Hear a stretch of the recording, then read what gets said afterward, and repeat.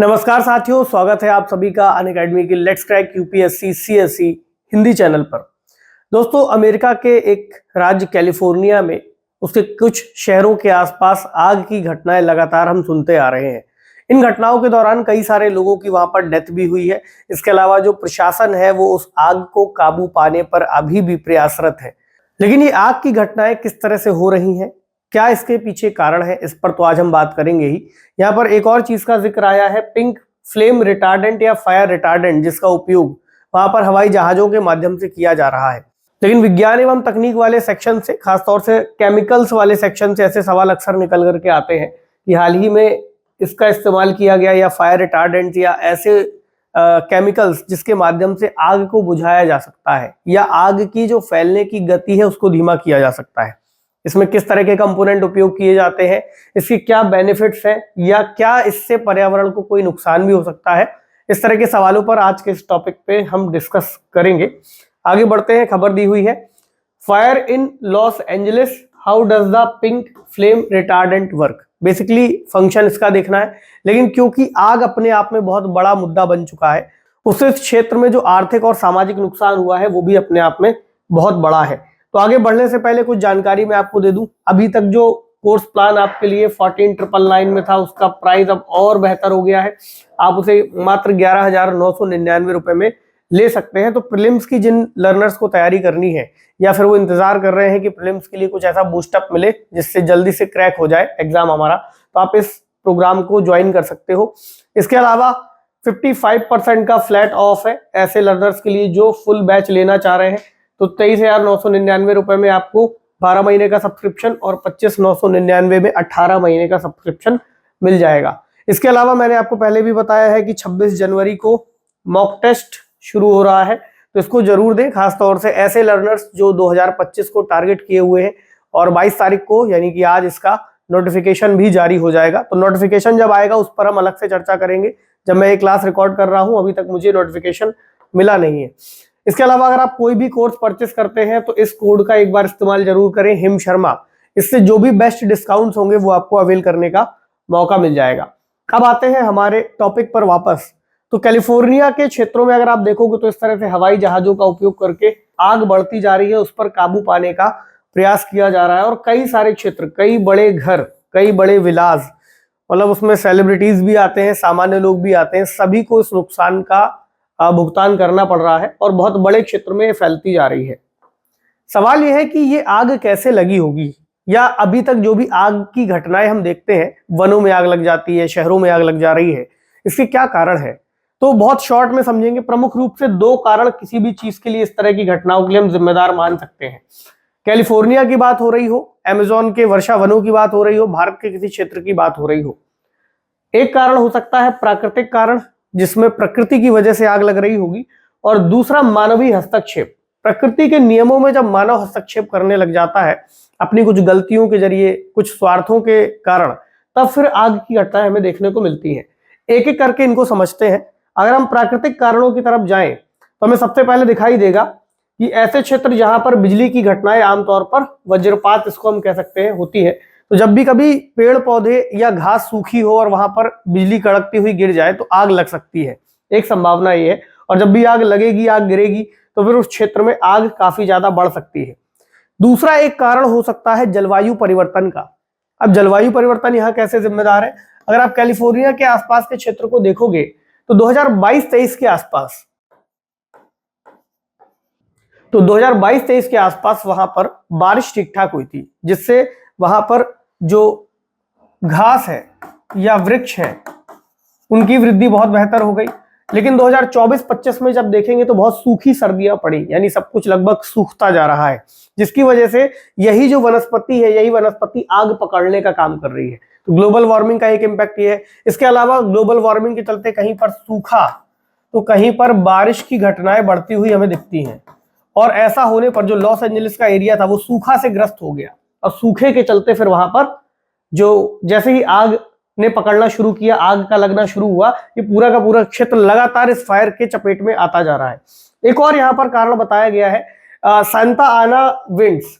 तो सैंटा आना विंड्स के बारे में जरूर ध्यान रखिएगा, इस पर कोई सवाल प्रीलिम्स में या मेंस में पूछा जा सकता है, और प्रीलिम्स में भी पूछ लिया जाए तो कोई बड़ी बात नहीं है कि सैंटा आना विंड्स कहाँ पर होती हैं, किस तरह से इनका प्रभाव है। तो ध्यान रखिएगा यहाँ के इस क्षेत्र में, यहाँ पर क्योंकि माउंटेन एरिया है तो हाई प्रेशर जब क्रिएट होता है पवनों का, एयर का जैसे ही हाई प्रेशर क्रिएट होगा तो यहाँ से आप देखोगे जब वेस्ट कोस्ट की ओर हम बढ़ेंगे, पूर्व से पश्चिम की ओर बढ़ेंगे, तो पवने इस ओर की इस दिशा में बढ़ने लग जाती, क्योंकि यहाँ पर लो प्रेशर क्रिएट है, high pressure to low pressure air का जो सर्कुलेशन है वो रहेगा।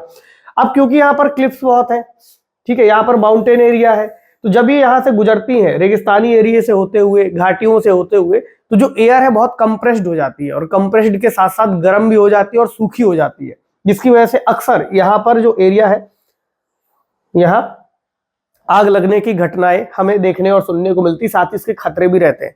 और ग्लोबल वार्मिंग का इंपैक्ट हम यहाँ तक बता सकते हैं कि कई सारे ऐसे पर्यावरणविद हैं जिन्होंने आज से 3-4 साल पहले ही इस एरिया के लिए चेतावनियां जारी कर दी थी। उनकी संभावना थी कि इस एरिया में आग लग सकती है, और जिस तरह से ग्लोबल वार्मिंग का प्रभाव है तो जो गर्म दिन है वो लगातार बढ़ते जा रहे हैं। एक सवाल ये भी आ सकता है कि लॉस एंजलिस जो शहर है जहां पर आग की घटनाएं हमें देखने को मिली, वो अमेरिका के किस क्षेत्र में मौजूद है, यानी ईस्ट कोस्ट में है या वेस्ट कोस्ट में है। तो आपको यहां मिलेगा, ये तटीय क्षेत्र है और पैसिफिक ओशियन के पास इसकी अवस्थिति है, ध्यान रखिएगा, इस पर सवाल आ सकता है। और अगर इसके आप दक्षिण में देखोगे तो फिर मैक्सिको जो देश है वो आपको मिलता है। अब बात करते हैं मानवीय हस्तक्षेप की। ये तो हुआ प्राकृतिक कारण, मनुष्यों ने अभी तक क्या क्या ऐसी गतिविधियां वहां कर दी हैं या अन्य जगहों पर करते आ रहे हैं जिससे कम से कम हम आज के समय सीख ले सकते हैं। तो ऐसा बताया गया है वहां के फॉरेस्ट डिपार्टमेंट की तरफ से, लगभग 85% वनों की आग के लिए अमेरिका में मानवीय गतिविधियां ही जिम्मेदार हैं। पहला आप देखो कि लोग कैंपिंग करने बहुत जाते हैं यूएस में, और जब कैंपिंग करने गए तो अव्यवस्थित तरीके से या ध्यान नहीं दिया, कैंप की जो फायर है, आग है, उसको जलता हुआ छोड़ दिया, तो कैंप फायर एक बड़ा रीजन बनता है उस क्षेत्र में आग लग जाने का। दूसरा आपने देखा है लोग अपने वाहनों को लेकर के जाते, किसी ने पीछे चेन बांध रखी है या उसका जो कैटलिक कन्वर्टर लगा हुआ है वो जमीन पर रगड़ता हुआ जा रहा है, तो जमीन पर क्या चिंगारियां निकल रही हैं, और चिंगारियों से कई बार वो आसपास का जो एरिया है वो आग पकड़ लेता है। तीसरा एक कारण इसमें बताया गया है विद्युत लाइनों को, इलेक्ट्रिसिटी लाइन्स जो कई बार टूट जाती है या उनका मेंटेनेंस ना किया जाए तो एयर के संपर्क में आकर के और आसपास के क्षेत्रों में चिंगारी के माध्यम से आग लग सकती है। कुछ अन्य कारण भी हो सकते हैं, जैसे किसी ने जानबूझकर आग लगा दी हो या किसी ने सिगरेट जलती हुई छोड़ दी हो, ध्यान ना दिया हो। कई बार जो यहाँ पर तस्कर होते हैं तो सुरक्षा बलों से बचने के लिए वो आग लगा करके चले जाते हैं ताकि सुरक्षा बलों का ध्यान उस ओर चला जाए। तो मैन मेड रीजंस भी पर्याप्त है आग लगने के। और ये जो कारण मैंने बताए या कैलिफोर्निया के संदर्भ में अगर हम देखते हैं तो ऐसा नहीं है कि सिर्फ कैलिफोर्निया के संदर्भ में ही ये चीजें दिखती हैं। अगर आप इसे पूरी दुनिया में कहीं पर भी अप्लाई करेंगे तो लगभग यही चीजें फिक्स होती हुई आपको हर जगह पर दिखाई देंगी। अब सवाल यह है कि अगर वन में आग लग गई है तो इसका क्या प्रभाव हमें देखने को मिलता है।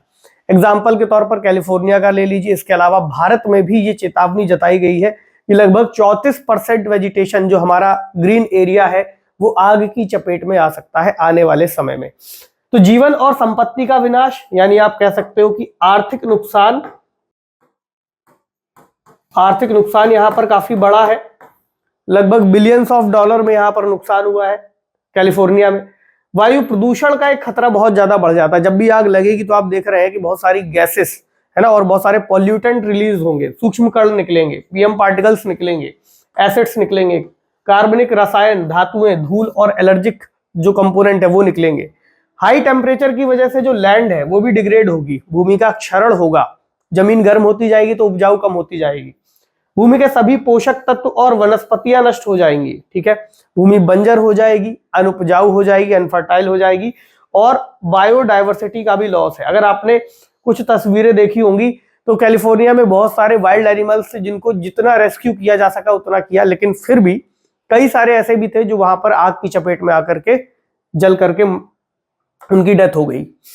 अब बात करते हैं पिंक फायर या पिंक फ्लेम रिटार्डेंट की कि ये आखिरकार क्या है, क्या इससे कोई सॉल्यूशन निकल सकता है या कितना निकल सकता है, इस पर सवाल तो एटलीस्ट आ ही सकता है।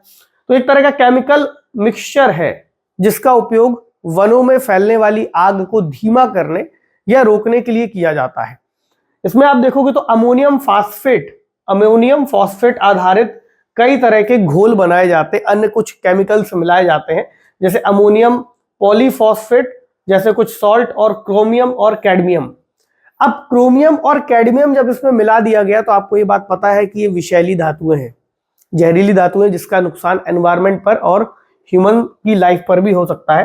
अभी और बात करेंगे। अब अमेरिका में जो रिटार्डेंट यूज किया जा रहा है उसका नाम है फॉस्चेक। क्या नाम है? फॉस्चेक। फॉस्चेक में मिला हुआ है पानी, अमोनियम फॉस्फेट आधारित कुछ फर्टिलाइजर्स जैसे डायमोनियम फॉस्फेट और अमोनियम पॉलीफॉस्फेट का मिक्सचर। अब क्योंकि गुलाबी रंग का दिखता है तो गुलाबी रंग का इसलिए इसको दिखाया जाता है ताकि ये दूर से ही दिखाई दे सके, लोगों को पता लग सके कि इसका छिड़काव किया जा रहा है, तो उस एरिया से थोड़ा सा दूर रहेंगे। साथ ही ये एक अंदाजा भी लग जाएगा कि वहां पर आग लगने वाली है। साथ ही जो फायर फाइटर्स है उनको भी आग की दिशा में, आग की डायरेक्शन को समझने में हेल्प होती है। तो उसमें लाल रंग का एक रंजक मिलाया जाता है जो आयरन ऑक्साइड से मिलकर के बनता है। तो इसको गाढ़ा और चिपचिपा भी रखते हैं, क्योंकि आप सोचो अगर पानी जितना पतला होगा और इसको हेलीकॉप्टर से जब गिराया तो पता चला कि बह करके इधर उधर चला गया, इसलिए गाढ़ा और चिपचिपा रखते हैं। और बहने से रोकने के लिए इसमें इसको गाढ़ा करने वाले कुछ कंपोनेंट मिलाए जाते हैं। अब चिंताएं क्या है? जैसा मैंने कहा कि क्रोमियम और कैडमियम दो चीजों का इसमें मिक्सचर दिखाई देता है, दोनों ही विषाक्त धातुएं हैं। इससे क्या है? कैंसर और अंगों की क्षति हो सकती है, सेल्स को नुकसान पहुंच सकता है, किसी व्यक्ति को अपाहिज हो सकता है। अब जो जलमार्ग है जहां पर ये बह रहा है वो भी दूषित होगा, जिससे जो पानी में रहने वाले एक्वेटिक एनिमल्स हैं या जलीय जीवन है पूरा, उसके लिए भी गंभीर खतरा उत्पन्न करता है। लेकिन अभी के लिए जो बाहरी नुकसान है उसको रोकने के लिए इसका इस्तेमाल किया जा रहा है, लेकिन उसका भी इस्तेमाल बहुत ज्यादा नहीं किया जा सकता। तो जब भी कभी आग लगती है कहीं पर तो उसके पहले इस्तेमाल करते हैं। इसके अलावा कई बार इसको हम अलग तरह से भी इस्तेमाल करते हैं, उपकरणों में लगा दिया जाता है, इसका लेप कर दिया जाता है ताकि जो आग है आग उस जगह को ना पकड़ पाए। ठीक है, ध्यान रखिएगा इसके बारे में। अब देखते हैं कि यूपीएससी ने क्या इस तरह के कोई सवाल पहले पूछे हैं क्या, है ना। तो 2019 में एक सवाल पूछा गया है, कार्बन मोनोऑक्साइड, मीथेन, ओजोन और सल्फर डाइऑक्साइड, इन चार के बारे में। अब क्वेश्चन उन्होंने क्या बनाया, फसल या जैव मात्रा के अवशेषों के दहन के कारण वायुमंडल में उपर्युक्त में से कौन से निर्मुक्त होते हैं, यानी जब फसलों को जलाया जाता है तो वायुमंडल में क्या उत्सर्जित हो सकता है। इनमें से केवल एक और दो, दो तीन और चार, एक और चार, या फिर ये सभी। कमेंट सेक्शन में कोशिश कीजिएगा कि आप इसका उत्तर दे पाए। और इस टॉपिक में आप क्या सोचते हैं, किस तरह से रिटार्डेंट्स के उपयोग किए जाने चाहिए, कितने लाभकारी होंगे, कमेंट सेक्शन में आप हमें बता सकते हैं। ठीक है, आपसे मिलते हैं अगले किसी इंपॉर्टेंट सेशन में। पढ़ते रहिए, अपना खूब सारा ख्याल रखिए। शुक्रिया।